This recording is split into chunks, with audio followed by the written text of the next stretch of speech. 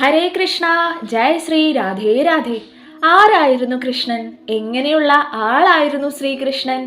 മഹാവിഷ്ണുവിൻ്റെ ഒരു അവതാരം മാത്രമായിരുന്നു കൃഷ്ണൻ?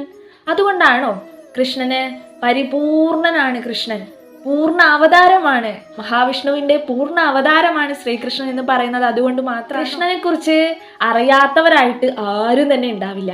എന്നാൽ കൃഷ്ണൻ എന്ന ആ മഹാസത്യത്തെക്കുറിച്ച് മുഴുവനായിട്ട് അറിഞ്ഞവരോ അതും ആരും തന്നെ ഉണ്ടാവില്ല. അറിയാൻ കഴിയോ അതും അറിയില്ല. എല്ലാം ക്വസ്റ്റ്യൻ മാർക്കാണ് എല്ലായിടത്തും, അല്ലേ? അപ്പോൾ ഞാനിപ്പോൾ വന്നിരിക്കുന്ന എന്തിനാന്ന് വെച്ചാൽ, ശ്രീകൃഷ്ണനെ കുറിച്ച് അതിമനോഹരമായിട്ട് ഒരു എഴുത്ത് വാട്സപ്പ് വഴി എനിക്ക് കിട്ടി. അതിൽ നമുക്ക് ഭഗവാന്റെ കുറേ കാര്യങ്ങൾ, നമുക്ക് അറിയാവുന്ന കുറേ കാര്യങ്ങൾ അതിൽ എഴുതിയിട്ടുണ്ട്. എന്നാൽ മനസ്സിൽ തട്ടുന്ന രീതിയിൽ ചില കാര്യങ്ങളുണ്ടായിരുന്നു കണ്ണൻ്റെ. അത് നമുക്ക് വളരെയധികം മനസ്സിൽ തട്ടുകയും ചെയ്യും. ഭഗവാനെക്കുറിച്ച് ഒത്തിരി അറിയാവുന്നവർക്ക് കുറച്ചുകൂടെ അറിയാനും കഴിയും. കൃഷ്ണൻ ആരായിരുന്നു എന്നത് ഒരു പൊടിക്കെങ്കിലും അതിൽ നിന്ന് വ്യക്തമാക്കാൻ നമുക്ക് കഴിയും. അപ്പോൾ അത് നിങ്ങൾക്ക് കൂടെ പറഞ്ഞു തരാൻ വേണ്ടിയിട്ടാണ് ഞാൻ വന്നത്.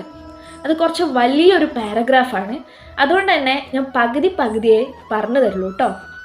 കാരണം എന്താണെന്ന് വെച്ചാൽ അതൊരു വലിയ വീഡിയോ ആയി പോകും. പിന്നെ അതുകൊണ്ട് ഞാൻ എന്തായാലും നിങ്ങൾക്കത് മുഴുവൻ പറഞ്ഞു തരാം. പക്ഷേ അത് പകുതിയായിട്ടേ പറഞ്ഞു തരുള്ളൂ. പാർട്ട് 2 അടുത്ത വീഡിയോയിൽ ഇടുന്നതായിരിക്കും കേട്ടോ.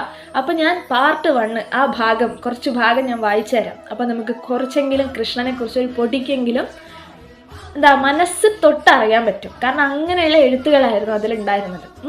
ശ്രീകൃഷ്ണനെ കുറിച്ച് പൊതുവേയുള്ള സങ്കല്പം സർവ്വസുഖ സൗകര്യങ്ങളിൽ മുഴുകി ജീവിതം ആസ്വദിച്ചവനാണെന്നാണ്.